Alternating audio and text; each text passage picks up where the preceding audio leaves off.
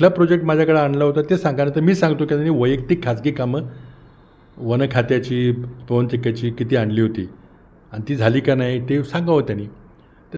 भाजपकडून आज उदयनराजेंना उमेदवारी जाहीर झालेली आहे. मात्र त्यांनी असं म्हटलेलं आहे की पृथ्वीराज चव्हाण हे मुख्यमंत्री होते त्यावेळी मी वारंवार 3 वेळा गेलो, मात्र IT पार्क असेल किंवा अन्य प्रोजेक्टवरती त्यांनी सह्या केल्या नाहीत, अशा पद्धतीचा आरोप तुमच्यावरती केला. हे पहा, हा आरोप हास्यास्पद आहे. कुठलं प्रोजेक्ट आहे त्याचं नाव त्यांना आठवतं का? त्यांना कुठल्या प्रोजेक्टचा त्यांनी अर्ज केला होता? मला कोणीतरी म्हटलं की त्यांनी ॲग्रिकल्चर कॉलेजची मागणी केली होती. आता जमीन दिली नाही. आता जमीन असेल तर ॲग्रिकल्चर कॉलेज दिलं जातं, पण मी ॲग्रिकल्चर कॉलेज कराडला सरकारी ॲग्रिकल्चर कॉलेज केलं, खाजगी नाही केलं. माझ्या नावाचं ॲग्रिकल्चर कॉलेज नाही आहे. ते यशवंतराव चव्हाण जन्मशताब्दीच्या निमित्तानं ते कॉलेज आम्ही केलं, फार चांगलं चाललेलं आहे.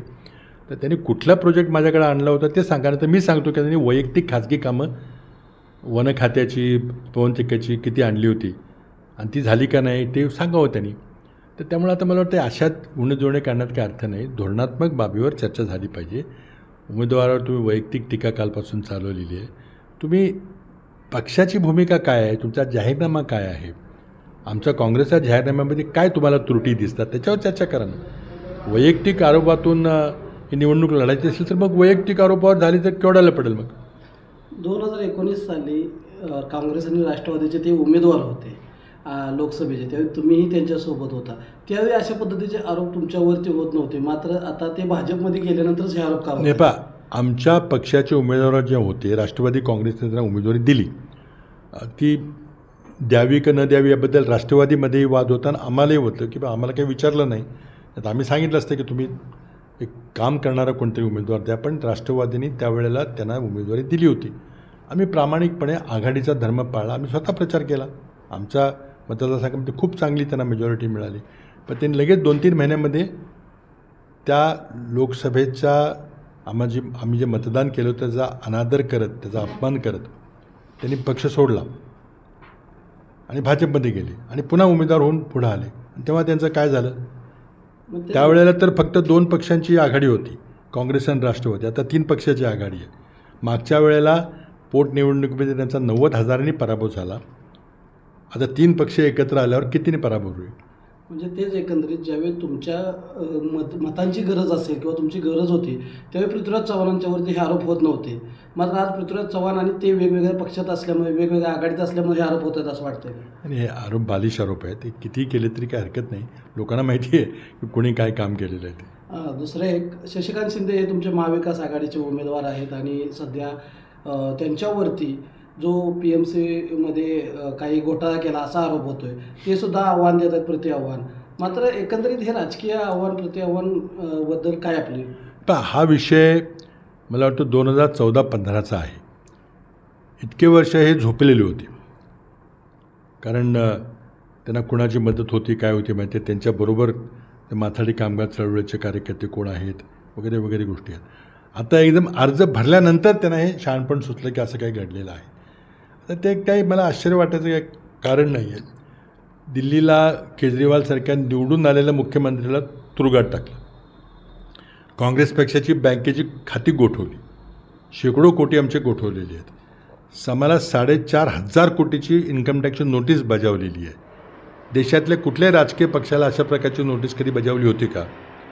आम्ही काम करू नये आणि येणं केनं मार्गानं, गैरमार्गाचा वापर करून, चौकशी यंत्रणाचा वापर करून आम्हाला कुठंतरी प्रचारावर बंधन आणण्याचा प्रयत्न चाललेला आहे. आता तोच प्रयत्न साताऱ्यात होत आहेत. एक लक्षात घ्या की साताऱ्यामध्ये महायुतीला आपला उमेदवार घोषित करायला 15 दिवस लागले. समोरचा उमेदवार कोण येतो आहे त्याच्यावर त्यांचा उमेदवार ठरत होता. त्यामुळं आता सातारा जिल्ह्यामध्ये कधीही जातीवादी विचाराच्या उमेदवाराला इथे थारा मिळालेला नाही. हा फुले शाहू आंबेडकरांच्या विचाराचा हा मतदारसंघ आहे. स्वर्गीय यशवंतराव चव्हाणांचा हा मतदारसंघ आहे, त्यांची कर्मभूमी आहे. त्यामुळं कुणीही कितीही प्रयत्न केला, कुठल्याही अटकली वापरल्या, कुठलाही दबाव आणण्याचा प्रयत्न केला तरी कालची मिरवणूक तुम्ही पाहिली. त्या कालच्या त्या मिरवणुकीमध्येच विजयाचं सूत्र दडलेलं आहे. आणि दुसरी गोष्ट की 2 पक्षांनी एकत्र येऊन 90,000नी पराभव केला, तर 3 पक्ष एकत्र येऊन कितीने पराभव होईल याचं गणित तुम्हीच मांडा. शेवटचा प्रश्न, नरेंद्र पाटील माथाडी नेते वर तसंच अण्णासाहेब पाटलांचे चिरंजीव यांनी मराठा आरक्षणाविषयी परवा दिवशी महायुतीच्या मेळाव्यात बोलताना बोलले की जे मराठा आरक्षण आहे त्यावेळेसाठी देवेंद्र फडणवीसांनी प्रयत्न केला, मात्र मराठा नेते असून पृथ्वीराज चव्हाणांनी शब्दसुद्धा शिवला नाही किंवा त्यासाठी काही प्रयत्न केले. हे पण त्यांना जर त्यांचं अज्ञान असेल तर मी काय त्यांना शिकवू शकत नाही.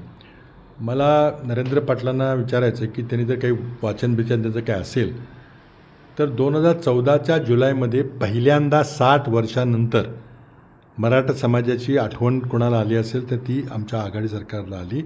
आणि पहिल्यांदा महाराष्ट्रामध्ये देवेंद्र फडणवीसने नाही किंवा भाजपने नाही तर काँग्रेस राष्ट्रवादी काँग्रेसच्या आघाडी सरकारनं जुलै 2014ला मराठा समाजाला 16% आरक्षण द्यायचा अध्यादेश मी काढला होता. त्यातून आरक्षण मिळायला सुरुवात झाली होती.